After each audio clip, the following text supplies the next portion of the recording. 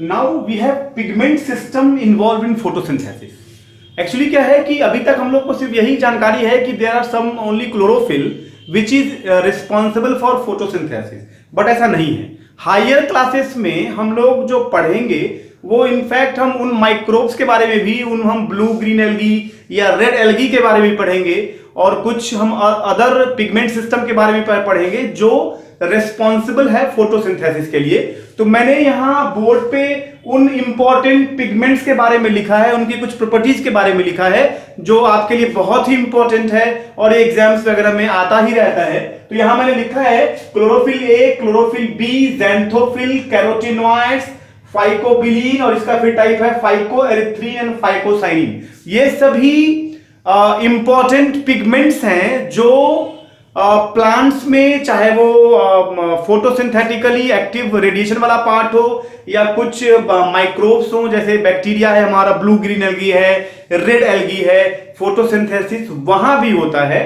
तो और ऐसा नहीं कि सिर्फ यही है, क्लोरोफिल सी भी है, क्लोरोफिल डी भी है, बैक्टीरियल क्लोरोफिल ए भी है। हम वहां यहां पे उन चीजों को भी डिस्कस नहीं कर रहे हैं। तो जो साइंटिस्ट की अगर हम बात करते हैं कि जो रिस्पॉन्सिबल थे क्लोरोफिल को आइसोलेट करने में, क्लोरोफिल को डिस्कवर करने में, मैंने इससे पहले ही बता रखा है आपको, पिलेचियर एंड कैवेंटाउ 1880 1818 में इन दो महानुभावों ने क्लोरोफिल को डिस्कवर किया। इन्होंने बताया कि जो ग्रीन पार्ट होता है प्लांट्स में, they are the one of the source of chlorophyll.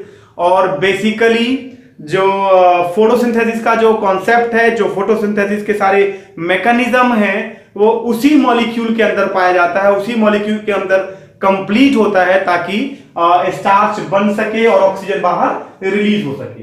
तो यहां हमें जो ध्यान में रखना है वो ये है, क्लोरोफिल ए का जो केमिकल फॉर्मूला है दैट इज C55H72O5N4Mg।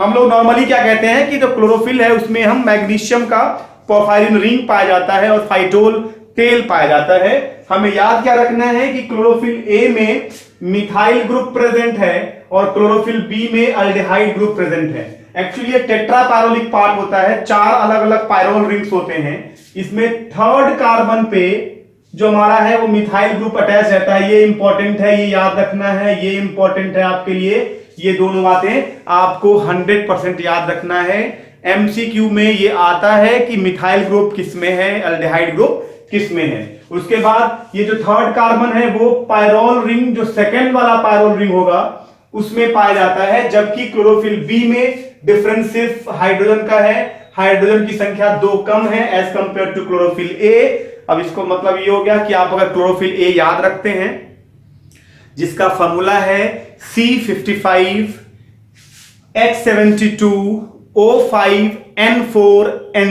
और Mg मैग्नीशियम, लेकिन क्लोरोफिल बी में हाइड्रोजन 72 की जगह 2 हाइड्रोजन कम है क्लोरोफिल बी में, चूंकि वहां पे अल्डिहाइडिक ग्रुप जो है हमारा CHO ग्रुप है जिसको हम अल्डिहाइड ग्रुप कहते हैं, वो वहां अटैच्ड है।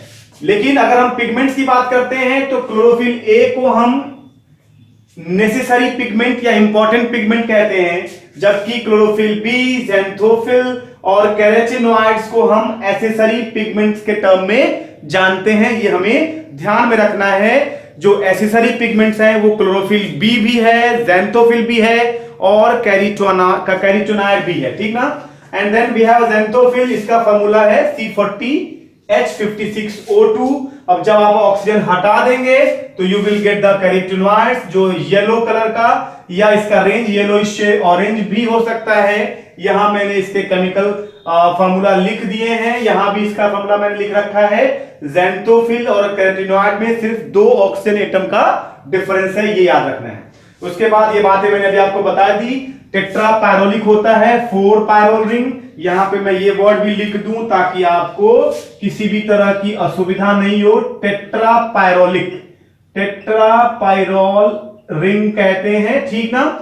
उसके बाद आपको ध्यान में ये रखना है कि जो क्लोरोफिल रिंग है, क्लोरोफिल मॉलिक्यूल है, वो मैग्नीशियम पोरफायरिन हेड होता है और हेड इज ऑलवेज हाइड्रोफिलिक, मतलब वाटर सॉल्युबल है। और जो फाइटोल टेल है, जो टेल का पार्ट है, वो लाइपोफिलिक है या हाइड्रोफोबिक है। ये भी एमसीक्यू में बहुत बार पूछा गया है। And then chlorophyll are soluble only in organic solvent, ये हमें ध्यान रखना है। जो क्लोरोफिल ए है वो मोस्टली कीटोन या ईथर में हम डिसॉल्व करते हैं, उसको हम उसमें सॉल्युबलाइज करते हैं।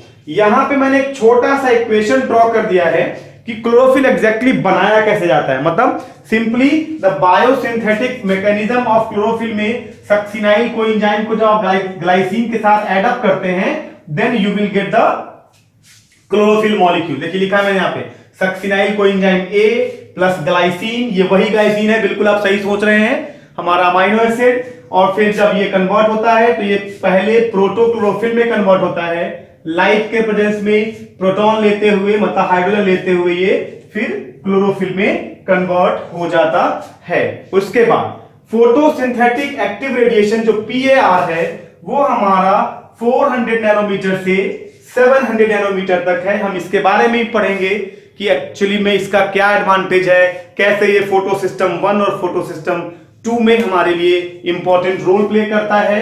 यहां मैंने इसको फुल फॉर्म में मेंशन कर दिया।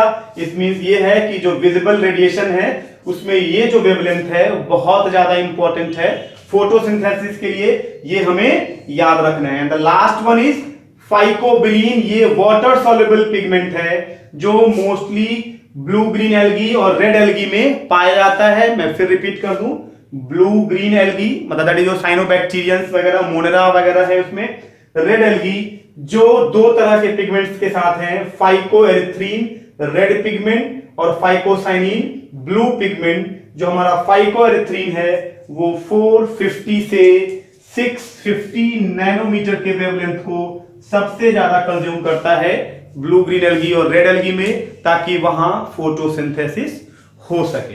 तो ये था हमारा पिगमेंट जितने भी इन्वॉल्व है फोटोसिंथेसिस में, चाहे वो माइक्रोब्स हो, चाहे वो द एंजियोस्पर्मिक फेनरोगेम्स प्लांट हो। तो this is all about the pigment system. इसके बाद हम लोग डिस्कस करने वाले हैं different steps in photosynthesis. That means we are going to discuss light reaction and dark reaction. तो we will continue with that part. तो वीडियो में बने रहिए, वीडियो को सब्सक्राइब करना बिल्कुल मत भूलिए, शेयर भी करना बिल्कुल मत भूलिए, और बेल आइकन तो 100% दबाइए ताकि आपको वीडियो सबसे पहले मिल सके और इसका एडवांटेज सबसे ज्यादा आपको मिले।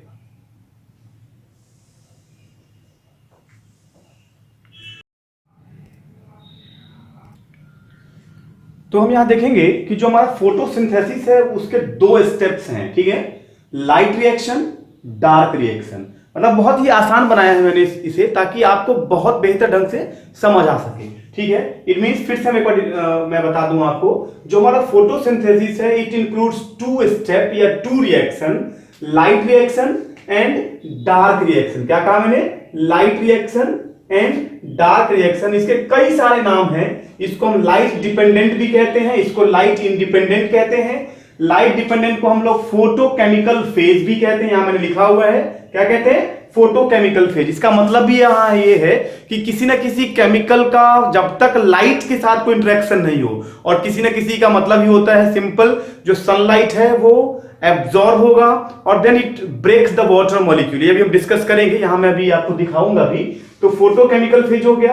फिर इसे हम डार्क रिएक्शन को हम बायोसिंथेटिक फेज कहते हैं। बायोसिंथेटिक का मतलब क्या हो गया?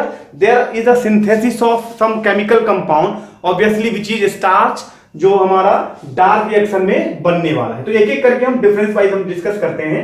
लाइट रिएक्शन को हमने क्या कहा? Photochemical phase, where the breakdown of H2O takes place, और इसी वाटर के ब्रेकडाउन को हम क्या कहते हैं? फोटोलिसिस। फोटोलिसिस क्यों कहा हमने, या फोटोकेमिकल रिएक्शन क्यों कहा? क्योंकि ड्यू टू द सनलाइट जो हमारा वाटर है वो स्प्लिट करता है, ब्रेक होता है, and then it produces hydrogen H+ मतलब प्रोटॉन के फॉर्म में, और इलेक्ट्रॉन रिलीज होता है, और साथ में ऑक्सीजन बनता है जो एटमॉस्फेयर में आपका आ रहा है आपके लिए, एनिमल्स के कंजम्पशन के लिए, जो हम लोग ऑक्सीजन ब्रीद इन करते हैं, रेस्पिरेशन करते हैं, ठीक है। फिर बात आती है कि ये लाइट रिएक्शन हो कहां रहा है। तो हमारा जो लाइट रिएक्शन है ये हमारा ग्रेना पार्ट में हो रहा है, और ये मैंने आपको ऑलरेडी बताया हुआ है कि there is an absorption of light by the chlorophyll molecule. इसके साथ ही साथ हमारा एटीपी और NADPH2 जो एक रिड्यूसिंग एजेंट है हमारा, ये भी साथ ही साथ बनता है। मतलब ये कि लाइट रिएक्शन में हमारे पास जो मोस्ट इंपॉर्टेंट 3 कंपोनेंट्स हैं, वो पहला हो गया हमारा इलेक्ट्रॉन, या H प्लस हम कह सकते हैं, प्रोटॉन भी कह सकते हैं। मतलब प्रोटॉन हो गया, इलेक्ट्रॉन हो गया, ऑक्सीजन हो गया और साथ ही हमारा NADPH2 एंड ATP मॉलिक्यूल हो गया। अब इसके साथ हमें समझना क्या है, जो हमारा लाइट रिएक्शन है वो दो पिगमेंट सिस्टम के साथ कंप्लीट होता है, या यूं कह लीजिए कि ये जो हमारा फोटो सिस्टम है ये दो तरह के फोटो सिस्टम के कारण कंप्लीट होता है लाइट रिएक्शन हमारा, PS1 एंड PS2। उधर हम अगर डार्क रिएक्शन में आए तो डार्क क्यों कहा हमने? डार्क इसीलिए कहा कि इसको सनलाइट की जरूरत नहीं है। डार्क का मतलब ये बिल्कुल ही नहीं है कि ये सिर्फ रात में होता है या सिर्फ अंधेरे में होता है। डार्क रिएक्शन का यहां पे मतलब ये बन रहा है कि ये जो रिएक्शन हो रहा है इसको सनलाइट की कोई जरूरत नहीं है, उसके एब्सेंस में ये बहुत ही आसानी से भी कंप्लीट हो सकता है, इसको लाइट की कोई जरूरत नहीं है। इसीलिए एक को कहा लाइट रिएक्शन, चूंकि इसको लाइट की जरूरत है, ये रात में कभी नहीं होगा। लेकिन जो डार्क रिएक्शन है वो दिन में भी हो सकता है, वो रात में भी हो सकता है। इट मींस इस रिएक्शन के लिए या इसमें जितने भी मैकेनिज्म इन्वॉल्व होने वाले हैं डार्क रिएक्शन में, उसमें सनलाइट का कोई भी रोल नहीं है। Then it is called biosynthetic phase. जिस बायोसिंथेटिक फेज में हो क्या रहा है, तो there is a reduction of CO2। Reduction मतलब होता है एडिशन ऑफ हाइड्रोजन। यहां जो हम लोग देखने वाले हैं मतलब ये कि जो कार्बन डाइऑक्साइड मॉलिक्यूल है वो रिड्यूस होगा and then it converts into starch molecule. ठीक है, फिर बात आती है इसके साइट की कि जो हमारा डार्क रिएक्शन है कहां हो रहा है। ये हमारा स्ट्रोमा पार्ट में हो रहा है, ठीक है, और इसमें हमारा C3 और C4 साइकिल इन्वॉल्व होता है। जैसे हमने यहाँ का फोटो सिस्टम 1 और फोटो सिस्टम 2 इन्वॉल्व होता है, ये एक अलग प्रोसेस है। यहाँ पे C3 और C4 साइकिल इन्वॉल्व होता है। इसे हम ब्लैकमैन रिएक्शन या केल्विन साइकिल के नाम से भी जानते हैं। किसकी बात हम कर रहे हैं, याद रखने की बात है। मतलब डार्क रिएक्शन को हम ब्लैकमैन रिएक्शन या केल्विन साइकिल भी कह रहे हैं। तो this is what the light reaction and dark reaction which is a component of photosynthesis. फिर हम अभी डिस्कस करेंगे लाइट हार्वेस्टिंग सिस्टम। तो हम अब लाइट हार्वेस्टिंग सिस्टम के स्लाइड पे चलते हैं। अब ये देखिए जो लाइट हार्वेस्टिंग सिस्टम है ये एक it is the complex of the certain pigment system. इसको हम रिसेंटली जो इनका नया नाम दिया गया है that is called antenna complex AC, और that is called LHC light harvesting system कह लीजिए, या LHC या LHS कह लीजिए, कोई कंफ्यूजन नहीं होना चाहिए। Because it harvest the sunlight, चूंकि ये लाइट रिएक्शन में हो रहा है। इसमें होता क्या है कि जो क्लोरोफिल मॉलिक्यूल है इसमें there is a number of pigment system. यहां मैंने लिख दिया है कि लगभग 110, र्यूमेन ने बताया था इसके बारे में कि लगभग 110 के आसपास लाइट हार्वेस्टिंग कॉम्प्लेक्स होते हैं एक पूरे के पूरे यूनिट में। फोटोन जो है वो इन पिगमेंट सिस्टम के थ्रू लाइट वो एब्जॉर्ब करेगा। यहाँ पे क्लोरोफिल A रिएक्शन सेंटर होगा, ठीक है। ये लाइट जब एब्जॉर्ब करेगा तो there is a release of 2 electron, और यही दोनों इलेक्ट्रॉन जो है वो अलग अलग प्रोसेस में इन्वॉल्व होंगे PS1 और PS2 सिस्टम में। और इसी के कॉम्प्लेक्स को हम फिर दूसरे स्लाइड पे भी समझते हैं कि कैसे फोटो सिस्टम 1 और फोटो सिस्टम 2 में इन दोनों इलेक्ट्रॉन का इन्वॉल्वमेंट होता है। तो अब हम देखेंगे फोटो सिस्टम 1 के बारे में। तो बेसिकली ये जो हमारा लाइट हार्वेस्टिंग कॉम्प्लेक्स था ये दो अलग अलग फोटो सिस्टम पे डिपेंड करता है। It means these all stages that all events are actually occurs in the light reaction, जो हम फोटो सिस्टम 1 और फोटो सिस्टम 2 के फॉर्म में डिस्कस करेंगे। फोटो सिस्टम 1 इसीलिए कहा गया क्योंकि यहाँ पे जो वेवलेंथ जो लाइट है वो सबसे ज्यादा है। It means we can say that is called P700 nanometre. मतलब जो फोटो सिस्टम 1 है वो 700 नैनोमीटर में ही वर्क करता है, इसीलिए इसको हम लोग P700 भी कह देते हैं। और ये है कहां, एक्चुअली ये प्रोसेस हो कहां रहा है, that we have to understand it occurs in outer membrane of thylakoid. कहां हो रहा है ये, आउटर मेम्ब्रेन ऑफ थाइलेक्वाइड, जो एक non appressed part of grana है, non appressed part of grana है। इसके बाद हमें यह भी समझना है कि जो फोटो सिस्टम 1 है उसमें क्लोरोफिल और जो कैरोटीनॉइड का रेशियो होता है वो बहुत ज्यादा होता है, हाइयर होता है। ये याद रखना है, MCQ में आता है, ये बहुत इंपॉर्टेंट पार्ट है। मतलब कैरोटीनॉइड और क्लोरोफिल का जो रेशियो होगा बहुत ज्यादा होगा। It is almost 2 times of chlorophyll A rather than chlorophyll B। मतलब ये कि क्लोरोफिल A का जो अमाउंट होता है क्लोरोफिल के कंपैरेटिवली मतलब दुगने से भी ज्यादा होता है। उसके बाद ये भी है कि हमारा जो फोटो सिस्टम 1 है उसको फोटोलिसिस से कोई मतलब नहीं, it does not concern with the photolysis.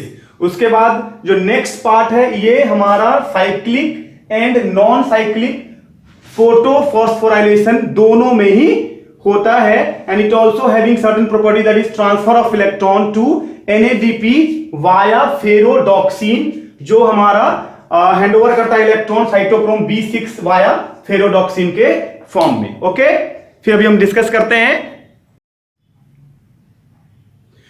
तो जो भी बताया मैंने आपको, ये पॉइंट हम लोग डिस्कस कर रहे थे, transfer of electron to NADP via ferredoxin, या ये अपना इलेक्ट्रॉन जो है वो हैंड ओवर करेगा साइटोक्रोम B6 को। ये सब ये कॉम्प्लेक्स है, ये एक एंजाइम्स हैं जो हम फर्दर भी डिस्कस भी करेंगे। वाया फेरोडॉक्सिन, FD का मतलब हो गया फेरोडॉक्सिन, ठीक है, ये सभी कॉम्प्लेक्स मॉलिक्यूल हैं। उसके बाद ये जो हमारा फोटो सिस्टम 1 है वो दोनों ही केस में, चाहे वो रेड लाइट हो चाहे वो फार रेड लाइट हो, इन दोनों ही केस में हमेशा एक्टिव रहता है, ये याद रखना है। ये पार्ट भी इंपॉर्टेंट है नीट पर्पस के लिए। क्या कहा मैंने कि it remains active in both red and far red light of the wavelength. And you have to also remember कि ये जो हमारा है ये कैरी करता है reduction of NADP plus into NADPH plus H+, ये भी इंपॉर्टेंट पार्ट है, ठीक है। ये NADP प्लस को रिड्यूस करता है NADPH में एंड प्रोटॉन के फॉर्म में। उसके बाद जो लास्ट पार्ट है फोटो सिस्टम 1 का, जो कैरोटीन है, ये एक डोमिनेटिंग कंपोनेंट है PS1 में, जो कि PS2 में नहीं होता, PS2 में दूसरा है, अभी हम डिस्कस करेंगे नेक्स्ट स्लाइड पे। कैरोटीन जो है हमारा वो क्या है, PS1 में एक डोमिनेटिंग कॉम्प्लेक्स स्ट्रक्चर है। फिर हम डिस्कस करते हैं अभी नेक्स्ट स्लाइड में PS2 के बारे में, फोटो सिस्टम 2 के बारे में। अब जो हम लोग को डिस्कस करना है वो है हमारा क्या, फोटो सिस्टम 2। अब यहां मैंने लिख दिया है कि इसमें, जैसा कि मैंने आपको बताया था फोटो सिस्टम 1 के बारे में, फोटो सिस्टम 1 में क्या था, P700। इट मींस जो वेवलेंथ था लाइट का वो 700 वाला कंज्यूम हो रहा था। यहां पे 680 नैनोमीटर का वेवलेंथ जो लाइट है वो यूटिलाइज होगा। उसके बाद PS1 हमारा नॉन एप्रेस्ड पार्ट में था, लेकिन ये जो हमारा होगा, ये जो कंप्लीट करेगा अपना पूरा रिएक्शन, वो एप्रेस्ड पार्ट ऑफ ग्रेना में कंप्लीट करेगा। उसके बाद जो रेशियो था क्लोरोफिल और कैरोटीनॉइड का, ये बहुत कम होगा, वहां दुगने से भी ज्यादा था, ये मैंने आपको बताया अभी। और उसके बाद जो क्लोरोफिल B है वो क्लोरोफिल A से क्या होगा, ज्यादा होगा। PS1 में क्लोरोफिल A ज्यादा था, PS2 में क्लोरोफिल B ज्यादा है। उसके बाद फोटोलिसिस भी हमारा इस प्रोसेस में होगा, मतलब ये कहीं ना कहीं फोटो सिस्टम 2 जो है वो कंसर्न करता है फोटोलिसिस से भी, जो फोटो सिस्टम 1 नहीं कर रहा था। एंड देन वी हैव, ये हमारा सिर्फ और सिर्फ साइक्लिक में होता है, वो हमारा दोनों जगह था। उसके बाद it transfer electron to photo system 1, जो फाइनली NADP तक पहुंचता है via ferredoxin molecule. And then we have xanthophyll, ये जो हमारा कैरोटीनॉइड जो था हमारा फोटो सिस्टम 1 में डोमिनेंट था, यहां हमारा ज़ैंथोफिल जो होगा वो डोमिनेंट मॉलिक्यूल होगा। एंड देन जो PS2 है वो रिमेन एक्टिव रहेगा रेड लाइट में, जबकि ये इनएक्टिव हो जाएगा। मैं फिर से बता रहा हूं, ये इंपॉर्टेंट है, PS2 जो होगा वो फार रेड लाइट में हमेशा से इनएक्टिव ही रहता है। So this is all about light reaction. और लाइट रिएक्शन में जो मैंने आपको बताया लाइट हार्वेस्टिंग कॉम्प्लेक्स के बारे में, मैंने बताया आपको फोटो सिस्टम 1, फोटो सिस्टम 2 के बारे में। फिर हम अभी फर्दर आगे की बातें डिस्कस करेंगे। उम्मीद है ये वीडियो आप लोगों को बिल्कुल पसंद आया होगा। नोट्स के फॉर्म में सबसे बेहतर तरीका, आप इसका स्क्रीनशॉट लें, उसके बाद नोट्स को कॉपी करें, शेयर करें, सब्सक्राइब करें, बेल आइकन को जरूर दबाएं ताकि आपको ये वीडियो सबसे पहले मिले, ताकि इसका एडवांटेज आपको सबसे ज्यादा मिल पाए। दोस्तों के बीच में शेयर करना बिल्कुल ना भूलें। अगर आपको मेरा वीडियो बेहतर लग रहा है तो ये वीडियो सब तक पहुंचाएं। Thank you.